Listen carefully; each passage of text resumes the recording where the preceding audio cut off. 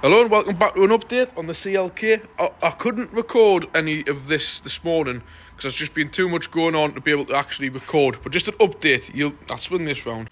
You will remember on the first video I did, the reveal video, I showed you that the engine management light was on and it was in like a limp mode, but like a mild limp. It could easily do 70 mile an hour, just felt more like a 1.2 than a 2.7. So I've been on doing a few jobs. As I'd mentioned, the guy hadn't used this car. The main reason he was selling it is he said he was using his works van all the time. It was standing for weeks and weeks at a time. The battery was going flat. And every time he come to it after not using it for, 3-4 weeks, the battery was flat. Now it rang with the car because my Mercedes, the ML, does exactly the same. If you leave that for much more than 3 weeks untouched, it does flatten its battery. So his brand new battery on, obviously they hadn't put the clamp on, they'd been messing about, so I wasn't sure what was going on, why. There was a lot of codes, but they didn't make sense. It was a problem, I'll point them out. Problem with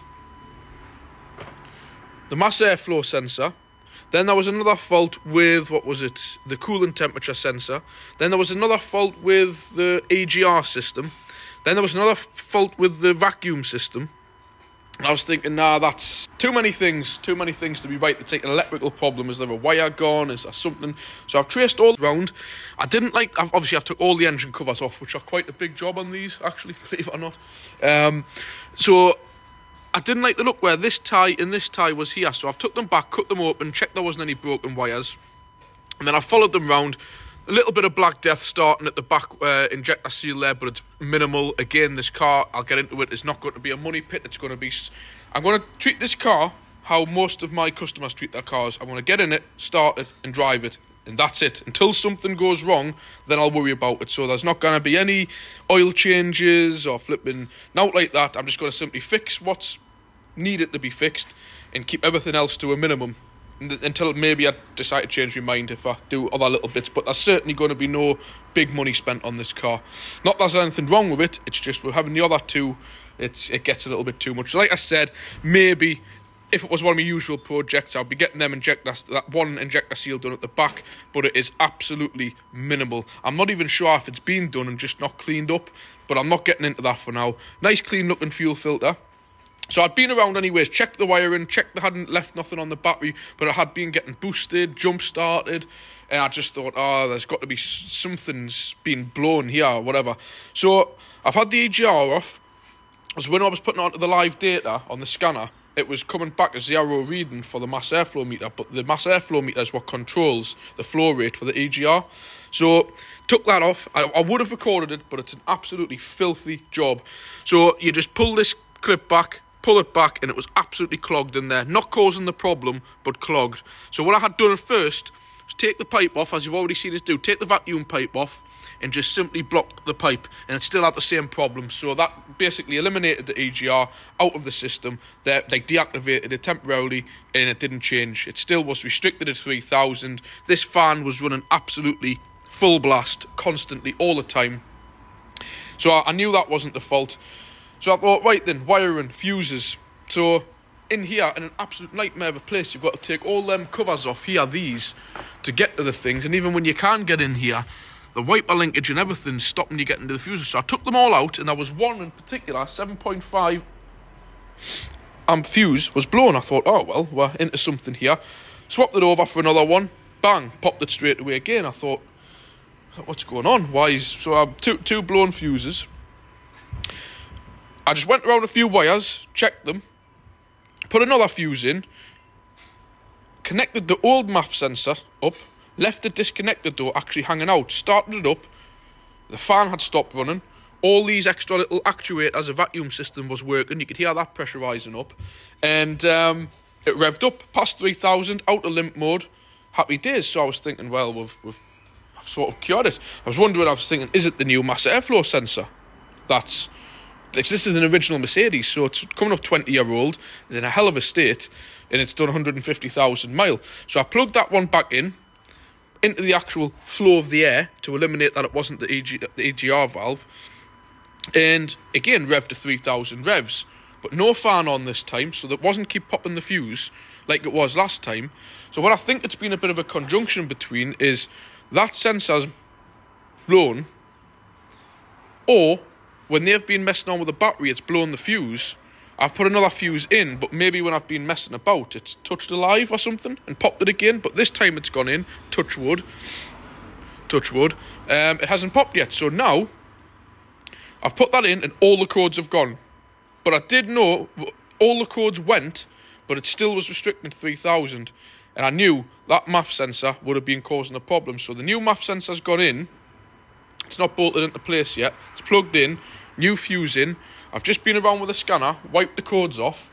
And now, as you can see, it had about 10 codes on it. Now, we're only down to relevant codes, which are irrelevant. Which there. I know there's 3 glow plugs off. Not going to worry about them. It's a common rail engine. They do not require these glow plugs to start in the morning. So in case anybody says, oh, they need them for cold starting, you don't. I think until it reaches about -20, you don't actually require glow plugs on a common rail engine. They're just mainly to stop a bit of smoke and knocks on startup. But again, with this car, I'm not getting involved on a 150,000 mile engine to snap glow plugs into the head. 100% not, so they're getting left. In this thing here, the electric heater booster, I've read up on this, it's a common fault. It's like a auxiliary heater for in the winter, which is, I think it's built into the either the water system, or there might be like a Webasto diesel heater, which I doubt. Again, that's just a code that'll remain there, and it doesn't really bother us. You can actually do an option on the dash to switch it off completely, which I've just switched it off completely, so that really might only become an issue in the winter when it's freezing cold. But it was cold the other day when I bought it, and it actually, now the fan's off, it heats up no problem. So that's them. We're down to no codes now. So even better, I'll just double check that I've not got nothing I've left when I've shown you. And now when you start it up, you do get the glow plug light that comes on for about 10-15 seconds when you start it up. That's because obviously it's telling you there's some glow plugs off, but we're not bothered about that. So off with the ignition, back on, watch this sod's law, the light will come on. There we go. We don't even have any lights on now. We've got a couple of the, like I've mentioned, the information lights in the centre screen about the, but there we go. No engine management and not even the glow plug because it's warm. So there we go, happy days. And now it's running sweet as you like. Don't know how that comes out on camera. Bearing in mind that's got about 2 inches of sound deadening on all these engine covers. So that's running totally raw. And it sounds lovely. Give it a little rev and you'll see now, beforehand it was very reluctant to rev up. Anything above 3,000, and now, I'm not going to rev the tits off it, like, but well over 3,000. No problem. So there we go. Back to running at full power. Obviously a test drive will be in line. It will be a little bit smoky because since it's ran so long with the AGR valve, I have obviously cleaned all this out. But it's been running at like restricted power for ages. The guy said it had been like this for a long time. So it will probably take about 10-20 miles for it to fully run at full power again. And it probably will be, I'll just switch this off. I like to give it a couple of seconds running. You should never start an engine up and rev it. It's warm anyways, but if you rev a diesel up, never just stop them straight away. Just give it 10 seconds to sort of cool off. New turbos are water cooled and stuff, but it's still good practice. So anyways, it will need a bit run. It probably will be a little bit sooty and smoky for, you know, probably 20 mile or so until it clears itself out. So yeah, that's it. So what I'm going to do as a precaution, I've just stuck 2 fuses, so if it ever does it when I'm out and about, I can put spare ones in. Now, the only other thing I did when I had all this box off checking, the air filter that's in it, a MAN one, was getting reasonably dirty. And naturally, the dirt from the filter, the first port of call is this brand new sensor I've put in, which I don't want getting full of rubbish off the filter. So before anybody says anything, I know I say always use genuine quality parts, but there's a line between air filters. A fuel filter and a oil filter, always MAN, Bosch, everything like that. But this was only £2. The other ones were £15 and £20. This was £2. And I'm sorry, like, but an air filter really is an air filter, especially for one of these things. And like I've mentioned, spending minimal money. I would like to have gotten a Bosch one of these, but they were about 100 quid. I've gotten a Halla one, but Halla make all of these headlamps and all sorts of watts. So really, there, actually, I'll prove me point. I couldn't have even made that up, could I? See that there? Is that zooming in? Right there. Hella. You know what I mean? So if they're good enough to make the headlights on a 60 grand car, then what's wrong with that? And that was only, I think with the VAT in, maybe 40, maybe 50 quid anyways. But a Bosch one was going to be 100 and something pound plus the VAT, 120 quid. Not spending that, definitely not. So fingers crossed, we've done the job. But I think I mentioned to you beforehand as well, it's not due MOT anyway till September. But with this being 2003, even if that engine light wasn't going off for whatever reason, it's still a pass for an MOT. So happy days. So there's just a quick update on this. So like I've said, I'm going to stick that in it, get the engine covers back on, and that's it. Really, I'm not going to spend too much more money on this, to be quite honest. Obviously, I want to give it a good wash and clean, inside and outside. Maybe decent up with them wheels, give them a bit clean up. Headlights, they're not actually bad, but I'm going to give them a little bit of a clean up. But bar that, for the money I've spent on it, it's a really, really nice car. One neat little thing I want to show you with these, just when I'm on about quality on old Mercedes, probably the new ones have it. But you see those two pipes down there? Everybody will know whether or not you buy a brand new car, you come out to them in the winter in your screen wash bottles, frozen. See those two pipes down there? Hot water from the engine actually goes through the screen wash bottle. I don't know why more manufacturers don't do that.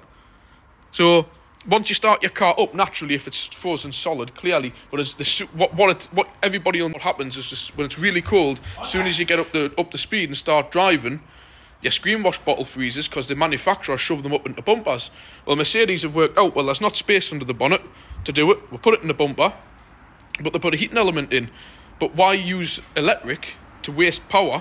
It's just using the coolant from the engine, which is obviously hot, warm, which goes through your screen wash bottle, and your screen wash won't freeze up when you're driving. Just love little ideas like that, and I'm pretty sure those heater jets as well will probably be, the washer jets will be heated as well. But there is one other fault with it, is saying light sensor fault, so I don't know, I think that's the rain sensor, but I'm sure on these that's the light sensor. But I couldn't really care less, because you just press the button on the dashboard when you start and it goes off. I don't really care, as long as there's no like great big engine and flashing red lights on the dash. Couldn't care less about that. So yeah, there we go, that's just a quick update on Project CLK. There will be other stuff to come, but don't expect us to be going mad with this one like with me Jeep. We're painting all the underneath, we're painting under seal and God knows what. If they come on special, I might buy a few cheap cans of grease and just give it a quick once over, but we're coming into the summer anyway, so the only thing I might do is test the air conditioning. The condenser doesn't look too bad. I know it's nice to travel down the country with the windows and the sunroof, but when it gets hot, it'd be nice to see if that gasses up. But we'll see. That's just that's something I'll deal with on another day. But yeah, so I'll leave it there. That's it for today with this one. So please, if you like it, hit the like, leave a comment. Remember, this week, if I'm doing this now, this is probably when I'm on hold in the caravan. So I'm just filling the gaps. There won't be any kind of weekly vlogs, or if nothing at all comes through because I haven't got the signal, then there'll just be nothing for a week. So I'll catch you next time. Bye.